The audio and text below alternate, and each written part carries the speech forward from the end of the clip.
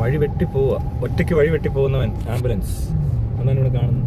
പോയി കുറച്ച് നേരമൊക്കെ ഇപ്പോഴും എത്തത്തില്ലല്ലോ, അതിങ്ങനെ എസ് കളിച്ചാ പോകുന്നത് ഇവിടെ, മനസ്സിലായി. അല്ലാതെ മര്യാദയ്ക്ക് പോകാൻ പറ്റത്തില്ല, നേരെ ഒരു പോക്കില്ല. വേറെ രാജ്യത്തൊക്കെ ആണെങ്കിൽ വണ്ടി രണ്ട് സൈഡിലോട്ടൊന്ന് മാറ്റി ഇച്ചിരി ഒന്ന് മാറ്റി കൊടുത്താൽ ആംബുലൻസിന് കൂളായിട്ട് പോകാൻ പറ്റും. ഇവിടെ ഈ കുത്തിക്കേറ്റുള്ളത് കൊണ്ടേ എല്ലായിടത്തും വന്ന് കുത്തി കയറിയല്ലേ ഈ ബ്ലോക്ക് ആക്കുന്നത്. അതിനിടയിൽ പോകണമെന്നുണ്ട് ഭയങ്കര പാടാണ്. ഈ ഇത്ര നേരം കൊണ്ട് എന്താ പറയാ അവിടെ എത്തേണ്ട സാധനമാണ്, വേറെ രാജ്യത്താണ് എത്തിയാന്, പക്ഷേ ഇവിടെ എത്തത്തില്ല. അങ്ങനെ ലേറ്റ് ആവും. നമ്മൾ പറയുന്നത് എന്തോ ഭയങ്കര ആംബുലൻസ് മാറ്റി കൊടുത്തു ഭയങ്കര സംഭവം കളിക്കുമല്ലേ. പക്ഷേ ശരിക്കുള്ള സംഭവം എന്ന് പറഞ്ഞാൽ ഭയങ്കര ഡിലേ ആയത്.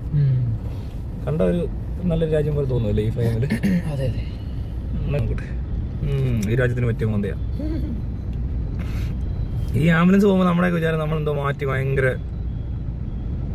വഴിയൊരുക്കി കൊടുക്കുന്നവരാണ്. പക്ഷേ ഈ ആംബുലൻസ് ഇങ്ങനെ ഒരിടത്ത് നിൽക്കാൻ പാടില്ല, അതിന് സ്ലോ ആവാൻ പോലും പാടില്ല.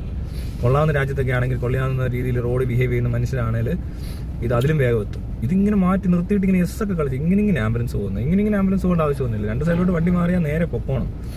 ഇവിടെ അങ്ങനെയല്ലല്ലോ, നിറച്ചും കുത്തിക്കയറ്റല്ലേ, കുത്തിക്കയറ്റി എവിടെ കുത്തിക്കയറ്റണമെന്ന് അറിയത്തില്ല. ഒന്തിത്തള്ളും കുത്തിക്കയറ്റ്. ഇതാണ് മെയിൻ പരിപാടി. പിന്നെ തുപ്പുക,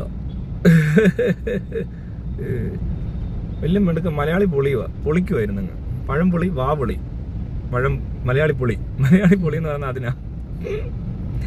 അയ്യോ എന്നെ വിറ്റ. പിന്നെ പടം എല്ലാം പൊളി, ഇവിടുത്തെ എല്ലാ പടം പൊളിയാ, സൂപ്പറാ, എല്ലാം വലിയ ആൾക്കാരുവാ. ലോകത്തെ 7ാം നമ്പറൊക്കെ ഇവിടെ ഉണ്ട്. സൂപ്പർ ഷിറ്റാ. അപ്പൊ ശരി എന്നാ, ഇത് സിഗ്നൽ ആയപ്പോ എടുത്ത വീഡിയോ കേട്ടോ.